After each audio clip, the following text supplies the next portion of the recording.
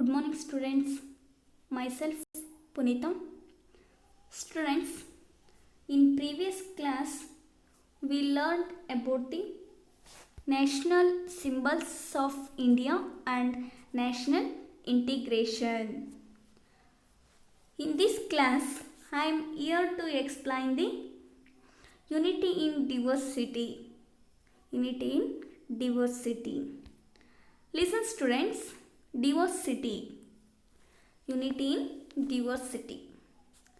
India is a melting pot of various culture and traditions. Various culture and traditions. It is a land of diversity in terms of race, religion, caste, creed, language, costumes, etc.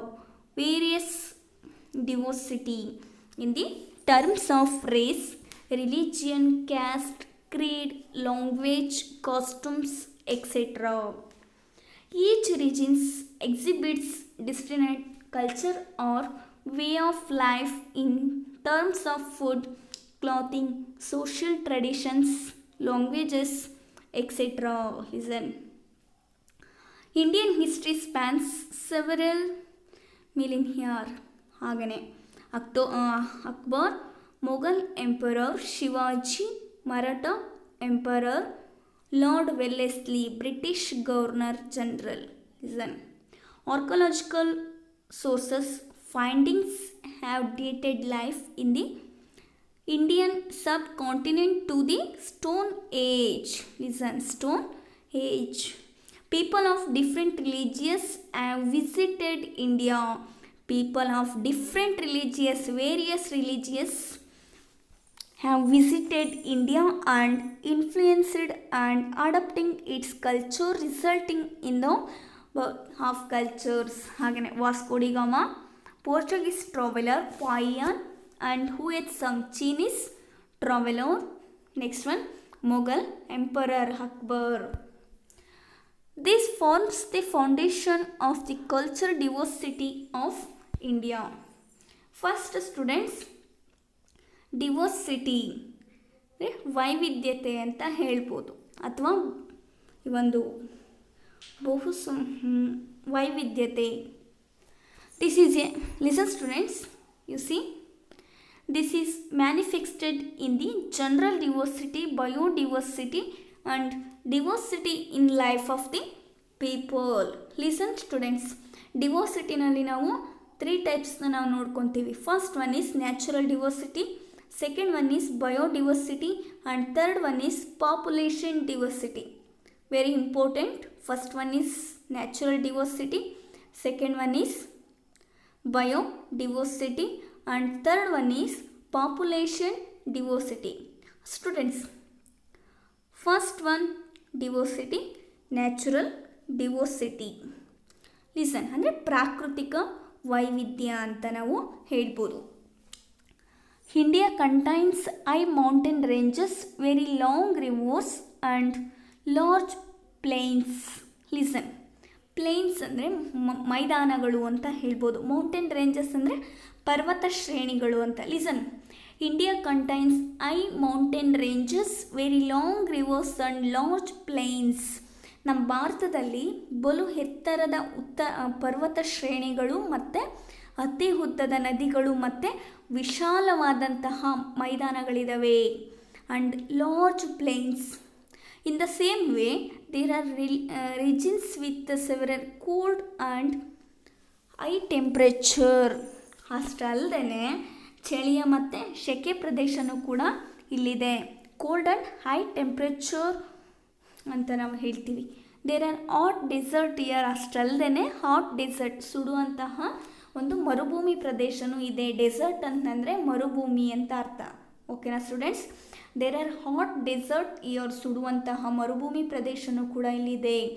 The nature has blessed us with a dense forest, cool or fresh lakes, waterfalls, attractive beaches and hundreds of small islands. Listen students, ಅಷ್ಟಲ್ಲದೆ the nature as blessed us ಅಂತಂದರೆ ನಮ್ಮ ಒಂದು ಪ್ರಕೃತಿ ನಮಗೆ ನೀಡಿರುವಂತಹ ಕೆಲವೊಂದು ಕೊಡುಗೆಗಳು ಯಾವ್ಯಾವುದು. The nature has blessed us with dense forest ಅಂದರೆ ದಟ್ಟವಾದಂತಹ ಕಾಡು.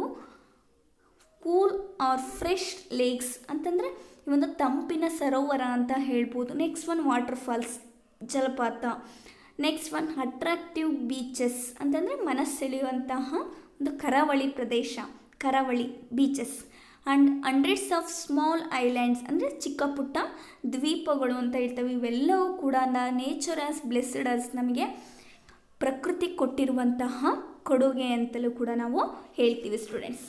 ಸೆಕೆಂಡ್ ಒನ್ ಡಿವೋಸಿಟಿ ಅಂದರೆ ಬಯೋಡಿವೋಸಿಟಿ ಅಂದರೆ ಜೀವ ವೈವಿಧ್ಯ ಅಂತ ಹೇಳ್ತಾರೆ.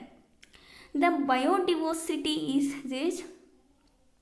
Only a few nations in the world have such biodiversity. ಈ ಬಯೋಡಿವರ್ಸಿಟಿ ಅನ್ನುವಂಥದ್ದು ಭಾರತದ ಜೀವ ವೈವಿಧ್ಯ ಅಪಾರವಾದದ್ದು ಅಂತ ಹೇಳ್ಬೋದು. ಅಷ್ಟಲ್ಲದೆ ನಮ್ಮ ಜಗತ್ತಿನಲ್ಲಿ ಇಷ್ಟೊಂದು ಜೀವ ವೈವಿಧ್ಯದ ದೇಶಗಳಿರೋದು ಕೆಲವು ಕಡೆ ಮಾತ್ರ ಅಂತ ನಾವು ಹೇಳ್ಬೋದು. ಓನ್ಲಿ ಎ ಫ್ಯೂ ನೇಷನ್ಸ್, ಕೆಲವೊಂದು ಕಡೆ ಮಾತ್ರ ನಾವು ಈ ಥರ ಬಯೋಡಿವರ್ಸಿಟಿ ಇರುವಂತಹ ಪ್ರದೇಶನ ನಾವು ನೋಡ್ಬೋದು. ಟಿಲ್ ನಾವು ಇಲ್ಲಿವರೆಗೆ ನಾವು ನೋಡೋದಾದರೆ, ಈವರೆಗೆ ವಿ ಹ್ಯಾವ್ ಐಡೆಂಟಿಫೈಡ್ ಆ್ಯಂಡ್ ಡಿಸ್ಕ್ರೈಬೆಡ್, ನಾವೀಗ ಗುರುತಿಸಿ ಅದನ್ನು ಯಾವ ರೀತಿಯಾಗಿ ಅಂತ ನಾವಿಲ್ಲಿ ಡಿಸ್ಕ್ರೈಬ್ ಮಾಡೋದಾದರೆ 47,000 ಗ್ರೂಪ್ಸ್ ಆಫ್ ಪ್ಲ್ಯಾನೆಟ್ಸ್ ಅಂತ ಹೇಳ್ತಾರೆ. ನಮ್ಮ ದೇಶದಲ್ಲಿ ಸುಮಾರು 47,000 ಸಸ್ಯವರ್ಗಗಳಿದ್ದಾವೆ, ಪ್ಲ್ಯಾಂಟ್ಸ್ ಅಂತ ಹೇಳ್ತಾರೆ. In India there are 90,000 species of animals live. ಅಷ್ಟಲ್ಲದೆ 90 ಬಗೆಯ ವೈವಿಧ್ಯಮಯವಾದಂತಹ ಪ್ರಾಣಿಗಳಿದ್ದಾವೆ. ಇಟ್ ಇನ್ಕ್ಲೂಡ್ಸ್, ಅದ್ರ ಜೊತೆಯಲ್ಲೇ 1,232 ಕೈಂಡ್ಸ್ ಆಫ್ ಬರ್ಡ್ಸ್ ಅಂತ ಹೇಳ್ತಾರೆ. ಅವುಗಳಲ್ಲಿ 1,232 ಬಗೆಯ ಪಕ್ಷಿ ವರ್ಗಗಳಿದ್ದಾವೆ. ಆ್ಯಂಡ್ 2,546 ಗ್ರೂಪ್ಸ್ ಆಫ್ ಫಿಶ್, ಮತ್ತು 2,546 ಬಗೆಯ ಮೀನಿನ ವರ್ಗಗಳು ಕೂಡ ಇದ್ದಾವೆ. An appreciable variety of living organisms is valuable asset of India. ಅಷ್ಟಲ್ಲದೆ ವರ್ಣಮಯವಾದಂಥ ಒಂದು ಜೀವ ಸಂಕುಲ ಅನ್ನುವಂಥದ್ದು ಭಾರತದ ಒಂದು ಅಮೂಲ್ಯವಾದಂತಹ ಒಂದು ಆಸ್ತಿ ಅಂತಲೂ ಕೂಡ ಇಲ್ಲಿ ಹೇಳಿದ್ದಾರೆ. An appreciable variety of living organisms is valuable asset of India to biodiversity. And last one is population diversity. Students, people belonging to different communities live in India. People belonging to different communities live in India ಅಂತ ಹೇಳ್ತಾರೆ. ವಿಶಾಲವಾದಂಥ ಒಂದು ಭಾರತದಲ್ಲಿ ವಿವಿಧ ಬಗೆಯ ಸಮುದಾಯಕ್ಕೆ ಸೇರಿದಂತಹ ಜನರು ಕೂಡ ಇದ್ದಾರೆ. There is diversity in appearance, physique, language, food, manners, costumes and religions ಅಂತ ಹೇಳ್ತಾರೆ. ಹಾಗೆಯೇ ಅವರ ಒಂದು ರೂಪ ಇರ್ಬೋದು, ಅಥವಾ ಲ್ಯಾಂಗ್ವೇಜಸ್ ಭಾಷೆ ಇರ್ಬೋದು, ಫುಡ್ ಆಹಾರ ಇರ್ಬೋದು, ಕಾಸ್ಟ್ಯೂಮ್ಸ್ ಅವರ ಒಂದು ವೇಷಭೂಷಣ ಇರ್ಬೋದು, ಆ್ಯಂಡ್ ರಿಲಿಜಿಯಸ್ ಅವರ ಒಂದು ಧರ್ಮ ಇರ್ಬೋದು. ಈ ಎಲ್ಲದರಲ್ಲೂ ಕೂಡ ಏನಾಗಿರ್ತಾರೆ ಅಂದರೆ ತುಂಬ ವೆರೈಟಿ ಇರ್ತಾರೆ. It is required to travel without India to know the beauty of life of the people. ಇದನ್ನೆಲ್ಲ ನಾವು ತಿಳ್ಕೋಬೇಕು ಅಂದರೆ, ನಾವು ಕಣ್ಣಾರೆ ಕಾಣಬೇಕು ಅಂತಂದರೆ ನಾವು ಭಾರತವನ್ನು ಒಂದು ಸಲ ನಾವು ಸುತ್ತಾಡ್ಕೊಂಡು ಬರಬೇಕು. It the required to travel throughout India to know the beauty of life of the people. ಅಂದರೆ ನಮ್ಮ ಜನಜೀವನದ ಸೊಗಸನ್ನು ನಾವು ಕಣ್ಣಾರೆ ಕಂಡು ಸವಿಯೋದಕ್ಕೆ ಏನು ಮಾಡಬೇಕು ಅಂತಂದರೆ ಒಂದು ಸಲ ನಮ್ಮ ಭಾರತವನ್ನು ಸುತ್ತಾಡ್ಕೊಂಡು ಬರಬೇಕು ಅಂತಲೂ ಕೂಡ ಇಲ್ಲಿ ಹೇಳ್ತಿದ್ದಾರೆ. ಸ್ಟೂಡೆಂಟ್ಸ್, ಡಿವರ್ಸಿಟಿನಲ್ಲಿ 3 ಟೈಪ್ಸ್ ಅಂತ ಹೇಳ್ತೀವಿ. First one is natural diversity, second one is biodiversity, and third one is population diversity. Okay, next one unity in diversity ಅಂತ ಹೇಳ್ತಾರೆ. ಯುನಿಟಿ ಇನ್ ಡಿವರ್ಸಿಟಿ, ಬಹುತ್ವದಲ್ಲಿ ಏಕತೆ ಅಂತ ನಾವು ಹೇಳ್ತೀವಿ. ಯಾವ ರೀತಿ ಬಹುತ್ವದಲ್ಲಿ ಏಕತೆ ಅಥವಾ ವಿವಿಧತೆಯಲ್ಲಿ ಏಕತೆ ಅಂತ ಕೂಡ ಹೇಳ್ತಾರೆ. ಕ್ವಶನ್ ಕೂಡ ಇದ್ರ ಮೇಲೆ ರೈಸ್ ಆಗುತ್ತೆ. ಓಕೆನಾ ಸ್ಟೂಡೆಂಟ್ಸ್? ಹಾಗಾದರೆ ಯುನಿಟಿ ಇನ್ ಡಿವರ್ಸಿಟಿ ಹಾಗಂದರೆ ಏನು?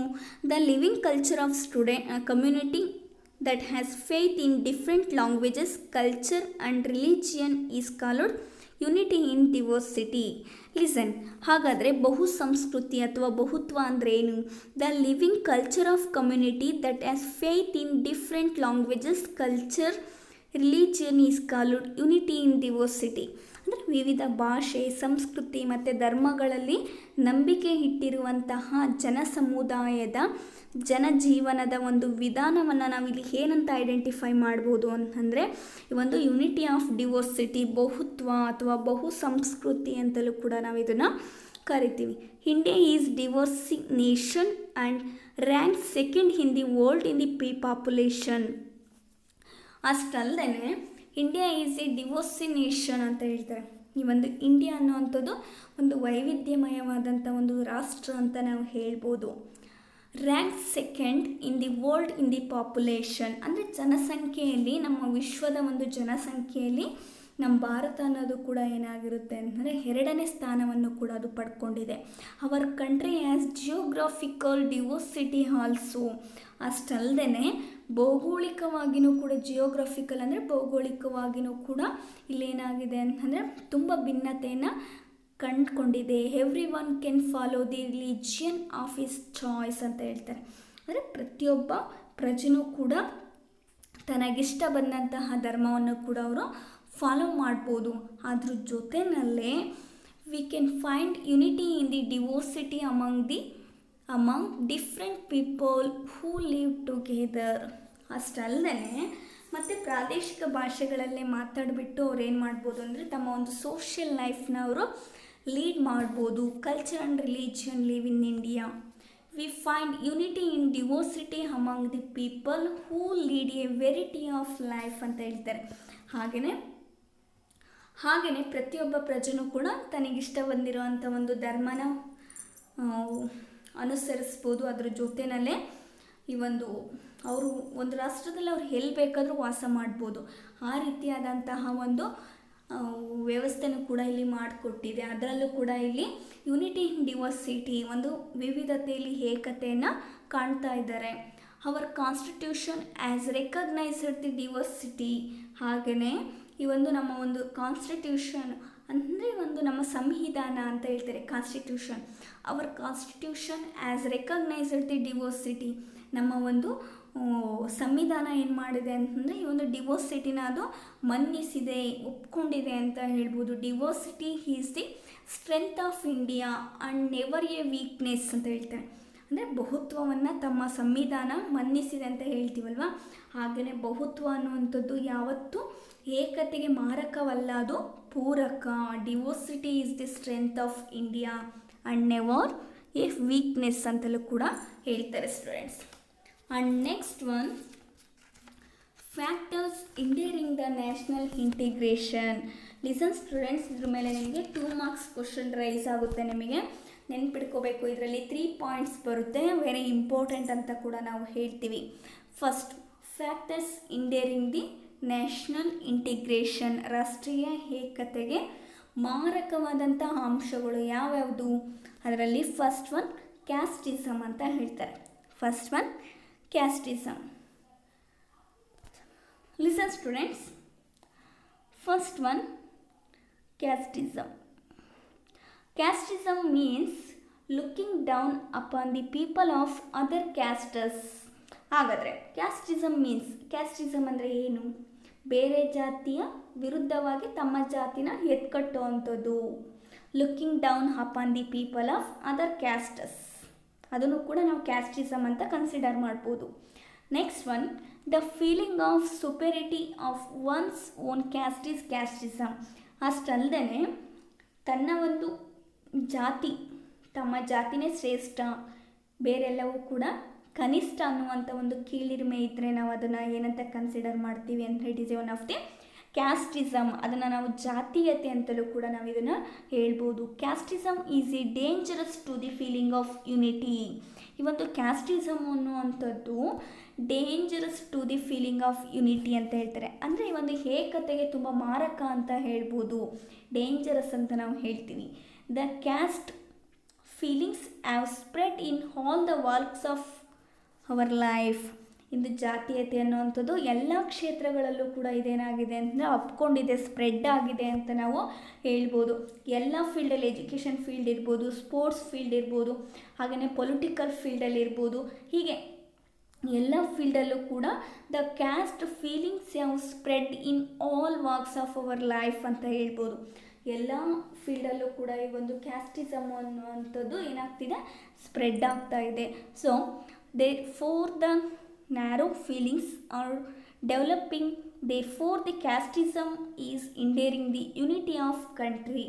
ಅದರಿಂದ ಏನಾಗ್ತಿದೆ ಅಂತಂದರೆ the narrow feelings are developing. Narrow feelings ಅಂದರೆ ಸಂಕುಚಿತ ಭಾವನೆ ಅಂತ ಹೇಳ್ತಾರೆ. ಇದರಿಂದ ಸಂಕುಚಿತ ಭಾವನೆ ಅನ್ನೋದೇನಾಗ್ತಿದೆ ಅಂದರೆ ಡೆವಲಪಿಂಗ್, ಬೆಳೀತಾ ಇದೆ. ಸಂಕುಚಿತ ಭಾವನೆ ಇದರಿಂದ ಬೆಳೀತಾ ಇದೆ. The narrow feelings are developing, therefore the casteism is endangering the unity of the country. ಹಾಗಾಗಿ ಜಾತೀಯತೆ ಅನ್ನುವಂಥದ್ದು ನಮ್ಮ ಒಂದು ದೇಶದ ಏಕತೆಗೆ ಮಾರಕ ಆಗಿದೆ ಅಂತಲೂ ಕೂಡ ನಾವು ಹೇಳ್ತೀವಿ ಸ್ಟೂಡೆಂಟ್ಸ್.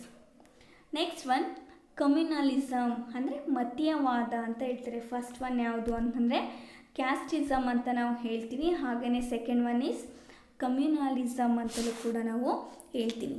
ಲಿಸನ್, ಹಾಗಾದರೆ ಕಮ್ಯುನಲಿಸಮ್ ಅಂತಂದರೆ a feeling of superiority of one's own religion over the others and fighting only for the sake of religion is known as communalism or sectarianism ಅಂತ ಹೇಳ್ತಾರೆ. ಅಂದರೆ ಈ ಕಡೆ ಲಿಸನ್, ಕಮ್ಯುನಲಿಸಮ್ ಅಂತಂದರೆ ಕೋಮುವಾದ ಅಥವಾ ಮತೀಯವಾದ ಅಂತ ಹೇಳ್ತಾರೆ. ಅಂದರೆ ಮೇಲೆ ನಾವು ಕ್ಯಾಸ್ಟಿಸಮ್ ಅಂತಂದರೆ ಜಾತಿ ಎತ್ಕೊಟ್ಟು ಅಂಥದ್ದು, ಇಲ್ಲಿ ಕಮ್ಯುನಲಿಸಮ್ ಅಂದರೆ ಮತೀಯವಾದ ಅಂದರೆ ಬೇರೆ ಧರ್ಮಕ್ಕಿಂತ the feeling of superiority of one's own religion over the others and fighting only for the sake of religion ಅಂತ ಹೇಳ್ತಾರೆ. ಅಂದರೆ ಬೇರೆ ಧರ್ಮಕ್ಕಿಂತ ತಮ್ಮ ಧರ್ಮವೇ ಶ್ರೇಷ್ಠ ಅಂತಂದು ನಂಬೋದು, ಮತ್ತು ಕೇವಲ ನನ್ನ ಧರ್ಮದ ಸಲುವಾಗಿ ಮಾತ್ರ ನಾನು ಹೊಡೆದಾಡಬೇಕು. Therefore it leads to loss of the property and lives. ಹಾಗೆಯೇ ನನ್ನ ಧರ್ಮದ ಪರವಾಗಿ ಮಾತ್ರ ನಾನು ಹೊಡೆದಾಡಬೇಕು, ಬೇರೆ ಕ್ಯಾಸ್ಟ್ ಬಗ್ಗೆ ಬೇರೆ ಧರ್ಮದ ಬಗ್ಗೆ ನಾನಿಲ್ಲಿ ಹೋಗಬಾರ್ದು. ನನ್ನ ಧರ್ಮ, ನಾನು ಹಿಂದೂ ಧರ್ಮ ಅಂದರೆ ಹಿಂದೂ ಧರ್ಮದ ಬಗ್ಗೆ ಮಾತ್ರ ನಾನು ಹೊಡೆದಾಡಬೇಕು ಅನ್ನುವಂಥದ್ದು ಏನಾಗಿರುತ್ತೆ, ಅದು ಅಂದರೆ ಕಮ್ಯುನಲಿಸಮ್ ಮತೀಯವಾದ ಅಥವಾ ಕೋಮುವಾದ ಅಂತ ಹೇಳ್ತಾರೆ. ಇದರಿಂದ it leads to loss of property and leaves ಅಂತ ಹೇಳ್ತಾರೆ. ಅಂದರೆ ಒಂದರಿಂದ ಶಾಂತಿನೂ ಕೂಡ ಇಲ್ಲಿ ಕದಡುತ್ತೆ ಅಂತ ಹೇಳ್ಬೋದು. ಜೀವ ಮತ್ತು ಆಸ್ತಿ ಪಾಸ್ತಿಗಳ ಒಂದು ನಷ್ಟವೂ ಕೂಡ, ನಾಶವೂ ಕೂಡ ಇಲ್ಲಿ ಸಂಭವಿಸುತ್ತೆ. ಅಷ್ಟಲ್ಲದೆ apart from this it also the disrupt and feelings of friendship and harmony. ಅಷ್ಟಲ್ಲದೆ ಜನರ ನಡುವೆ ಇರುವಂತಹ ಒಂದು ಫ್ರೆಂಡ್ಶಿಪ್, ಈ ಒಂದು ಸ್ನೇಹ ಸೌಹಾರ್ದತೆಯೂ ಕೂಡ ಇಲ್ಲೇನಾಗುತ್ತೆ ಅಂದರೆ ಹಾಳಾಗುತ್ತೆ. Communalism has become an obstacle by way of creating the misunderstanding among the people of different religions. ಹಾಗೆಯೇ ಈ ಒಂದು ಕಮ್ಯುನಲಿಸಮ್ ಅನ್ನುವಂಥದ್ದು ನಾನಾ ಮತಧರ್ಮಗಳ ಜನರಲ್ಲಿ ಹೊಂದಾಣಿಕೆ ಇಲ್ಲದಂತೆ ಸಹ ಅದು ಮಾಡುತ್ತೆ. ಮಿಸ್ಅಂಡರ್ಸ್ಟ್ಯಾಂಡಿಂಗ್ ಬರೋ ಥರ ಅದು ಮಾಡುತ್ತೆ. Communalism has crippled our development. ದೇಶದ ಪ್ರಗತಿಗೆ ತೊಡಕಾಗಿದೆ. ಇದು ಅಭಿವೃದ್ಧಿಗೂ ಕೂಡ ಇದು ತುಂಬಾ ಕಂಟಕ ಆಗಿದೆ ಅಂತಲೂ ಕೂಡ ನಾವು ಹೇಳ್ತೀವಿ ಸ್ಟೂಡೆಂಟ್ಸ್. ಇದು ಒಂದು ಮಾರಕ ಅಂತ ಕೂಡ ನಾವು ಹೇಳ್ತೀವಿ. ಆ್ಯಂಡ್ ನೆಕ್ಸ್ಟ್ ಒನ್ ರಿಲಿಜಿನಲಿಸಮ್ ಅಂತ ಹೇಳ್ತಾರೆ, ಪ್ರಾದೇಶಿಕವಾದ ಅಂತ ಹೇಳ್ತಾರೆ. First one is casteism, second one is communalism and third one is regionalism. Religionalism is another factors hindering our national integration. ಅಂದರೆ ರಾಷ್ಟ್ರೀಯ ಏಕತೆಗೆ ಮಾರಕವಾದಂತಹ ಒಂದು ಅಂಶದಲ್ಲಿ ಈ ಒಂದು ರಿಲಿಜಿನಲಿಸಮ್, ಈ ಒಂದು ಪ್ರಾದೇಶಿಕವಾದ ಅನ್ನೋದು ಕೂಡ ಒಂದು ಅಂತ ಹೇಳ್ಬೋದು. It is the feeling of one's narrow commitment towards one's own geographic region. Listen, ಹಾಗೆಯೇ it is the feeling of one's narrow commitment towards one's own geographic regions. ಅಂದರೆ ಮತ್ತೊಂದು ತನ್ನ ಪ್ರದೇಶದ ಕಾಳಜಿ ಕುರಿತುಬಿಟ್ಟು ವ್ಯಕ್ತಿಗಿರುವಂತಹ ಏಕಪಕ್ಷೀಯ ನಿಷ್ಠೆ ಮತ್ತು ಸಂಕುಚಿತ ಭಾವನೆಯನ್ನು ನಾವಿಲ್ಲಿ ಏನಂತ ಕರಿತೀವಿ ಅಂತಂದರೆ ಈ ಒಂದು ರಿಲಿಜಿನಲಿಸಮ್, ಪ್ರಾದೇಶಿಕವಾದ ಅಂತಲೂ ಕೂಡ ಹೇಳ್ತಾರೆ. ಅಟ್ ಸೇಮ್ ಟೈಮ್ ಅದೇ ಟೈಮಲ್ಲಿ ನಾವು since hour constitution recognises the federal structures of States, ಅದೇ ರೀತಿ ನಮ್ಮ ಸಂವಿಧಾನದ ಪ್ರಕಾರ ನೋಡೋದಾದರೆ ನಮ್ಮದು ಫೆಡ್ರಲ್ ಸ್ಟ್ರಕ್ಚರ್ಸ್ ಆಫ್ ಸ್ಟೇಟ್ಸ್ ಅಂತ ಹೇಳ್ತಾರೆ. ವಿವಿಧ ರಾಜ್ಯಗಳುಳ್ಳಂಥ ಒಂದು ಒಕ್ಕೂಟ ವ್ಯವಸ್ಥೆಯಾಗಿದ್ದರಿಂದ ಪ್ರಿಸರ್ವಿಂಗ್ ದ ರಿಲಿಜಿಯನ್ ಲ್ಯಾಂಗ್ವೇಜಸ್ ಆಗಿರೋದ್ರಿಂದ ಪ್ರಾದೇಶಿಕ ಭಾಷೆ, ಕಲ್ಚರ್, ಸಂಸ್ಕೃತಿ and administration is also important. ಅದಕ್ಕೆ ಜೊತೆಗೆ ಆಡಳಿತಗಳ ಅಸ್ತಿತ್ವನೂ ಕೂಡ ಇಲ್ಲಿ ಮುಖ್ಯ ಅಂತ ಹೇಳ್ಬೋದು. ಅಂದರೆ our constitution recognises the federal structures of states, preserving the regional languages, culture and administration is also important. ಅಂದರೆ ವಿವಿಧ ರಾಜ್ಯಗಳುಳ್ಳಂತಹ ಒಂದು ಒಕ್ಕೂಟ ವ್ಯವಸ್ಥೆಯಾಗಿದ್ದರಿಂದ ಪ್ರಾದೇಶಿಕ ಭಾಷೆ, ಸಂಸ್ಕೃತಿ ಮತ್ತು ಆಡಳಿತಗಳ ಒಂದು ಅಸ್ತಿತ್ವನೂ ಕೂಡ ಇಲ್ಲಿ ಮುಖ್ಯ ಅಂತ ನಾವು ಹೇಳ್ಬೋದು. Hence one sided love of regionalism that's effects the national integrity is not healthy. ಆದ್ದರಿಂದ ರಾಷ್ಟ್ರದ ಒಂದು ಸಮಗ್ರತೆಗೆ ಧಕ್ಕೆ ತರುವಂತಹ ಏಕಪಕ್ಷೀಯ ಪ್ರಾದೇಶಿಕವಾದ ಅನ್ನುವಂಥದ್ದು ಇದು ಹೆಲ್ಪ್ಫುಲ್ ಆಗಿರೋ ಅಂಥದ್ದಲ್ಲ. ಇಂಟಿಗ್ರಿಟಿ ಈಸ್ ನಾಟ್ ಹೆಲ್ತಿ, ಇದು ಆರೋಗ್ಯಕರವಾದಂಥ ಒಂದು ಬೆಳವಣಿಗೆ ಅಲ್ಲ. We should understand that we are Indians first. ಇದನ್ನು ನಾವು ಏನು ಮಾಡಬೇಕು? First we should understand that we are Indians first. ನಾವೆಲ್ಲ ಭಾರತೀಯರು ಮೊದಲು ಇದನ್ನು ಅರ್ಥ ಮಾಡ್ಕೋಬೇಕು. And then we are also part of regions or a language. ಅಂದರೆ ನಾವೆಲ್ಲರೂ ಕೂಡ ಒಂದು ರಾಜ್ಯ ಅಥವಾ ಒಂದು ಪ್ರದೇಶಕ್ಕೆ ಸೇರಿದಂಥವರು. Regionalism should not become separationism. This hurts the national integration much ಅಂತ ಹೇಳ್ತಾರೆ. ಅಂದರೆ ನಾವೆಲ್ಲರೂ ಕೂಡ we are all one, we are all equal ಅನ್ನೋ ರೀತಿಯಲ್ಲಿ ಇರಬೇಕು. ಅದನ್ನು ಬಿಟ್ಟು ಯಾವಾಗಲೂ ಕೂಡ ನಾವು ಪ್ರತ್ಯೇಕ ಆಗಬಾರ್ದು.